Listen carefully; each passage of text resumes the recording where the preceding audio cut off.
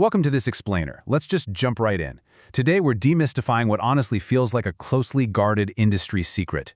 The ultimate, step-by-step roadmap to becoming a highly sought-after digital design verification engineer. I mean, if you've ever stared down the sheer, mind-boggling complexity of modern microchips and wondered, how on earth does anyone guarantee these things actually work before they're printed? Well, you're in exactly the right place. So the ultimate prize here? Snagging a role at tech titans like NVIDIA, AMD, Qualcomm, or Intel.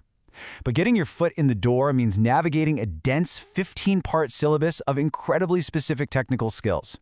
It can look completely overwhelming if you just stare at the list. But don't sweat it, because we're going to break it all down into an epic, conquerable level-up quest. We'll turn that giant mountain of requirements into a clear, actionable path. Here's the battle plan. We'll start with Level 1, building the hardware foundation. Then move to Level 2, mastering verification languages. Level 3 takes us through advanced methodologies and UVM. Level 4 is all about real-world combat and protocols. And finally, we face the final boss, the interview. All right, let's kick things off with Level 1, building the hardware foundation.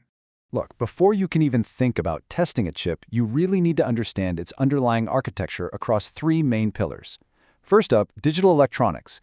You've got to master logic gates, flip-flops, and finite-state machines. Yeah, both Moore and Mealy.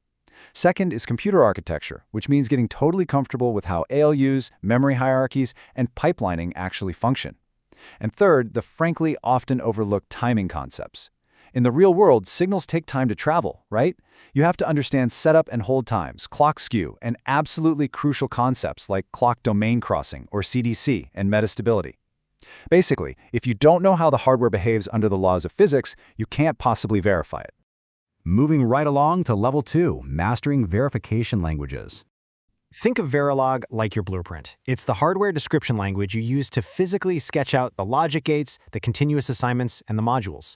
But System Verilog, that's the powerful object-oriented framework you use to stress test that blueprint. While Verilog builds the house, System Verilog is literally the hurricane simulator you unleash on it to see if the roof blows off. It takes everything from Verilog and just supercharges it with modern software engineering concepts. This language equips your arsenal with serious object-oriented programming principles, things like classes, inheritance, polymorphism, and encapsulation. But honestly, the real magic here is randomization. Using tools like RAND, RAND-C, and constraint solving lets you throw wildly unpredictable, highly complex scenarios at your designs. Instead of painstakingly writing one manual test at a time, you set the rules and let the language generate millions of unique, randomized tests. It's going to find those weird edge case bugs a human would never even think to look for. That brings us to Level 3, advanced methodologies and UVM. If you spend any time at all looking into verification, you are going to hear this acronym everywhere. UVM, the Universal Verification Methodology.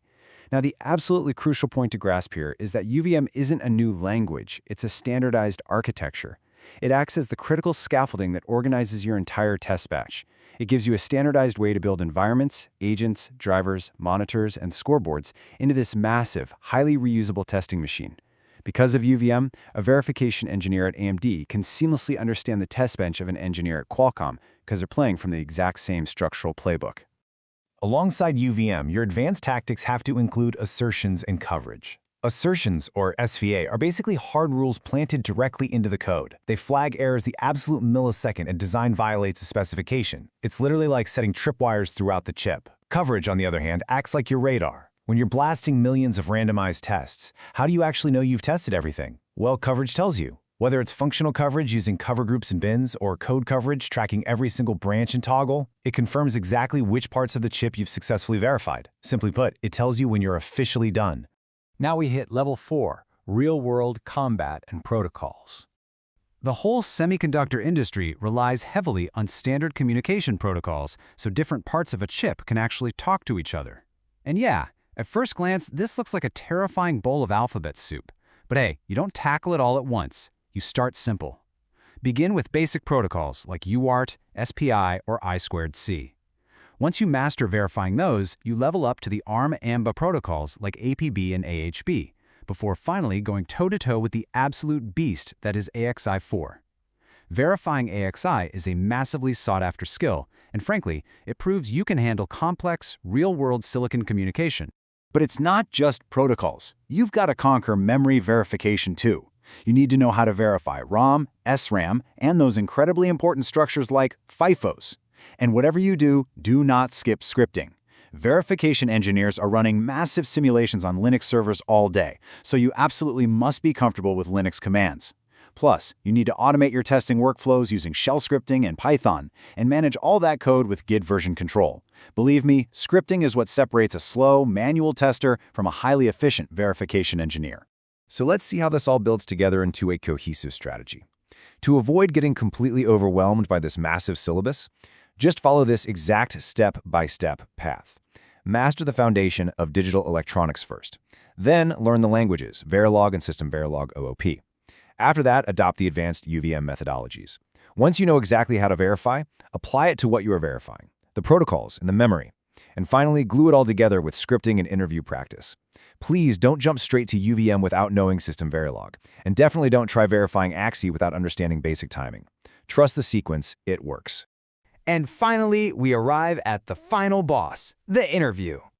When you finally get to the interview, theory just isn't going to cut it.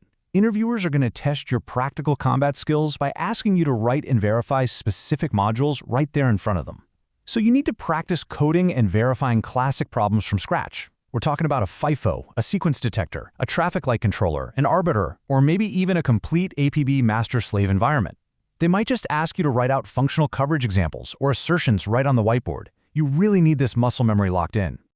4 to 6? Honestly, that is the absolute golden ticket for a fresher to stand out from the crowd. You need 4 to 6 complete verification mini-projects prominently displayed on your resume. And we're talking about fully verifiable projects here, like a UART or an SPI protocol verified using System Verilog and UVM. Having these tangible projects proves you aren't just reciting textbook knowledge. It proves you can actually sit down and do the job from day one.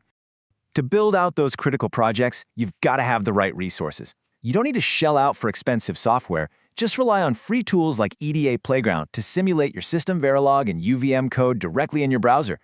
For the theory side of things, lean on the industry standard texts, Digital Design by M. Morris Mano for your foundational stuff, Samir Palnitgar for Verilog, and Chris Spears' guide for System Verilog. Oh, and when you hit level 3, the UVM cookbook is a totally free, indispensable resource for mastering the methodology. Well, you now possess the complete structured roadmap to master digital design verification. The path to companies like NVIDIA or AMD is laid out right in front of you. So the only question left is this: knowing that you are quite literally the last line of defense before millions of dollars are spent manufacturing a chip, which protocol will you verify first to build the future of silicon? Thanks for joining me on this explainer, and hey, happy verifying.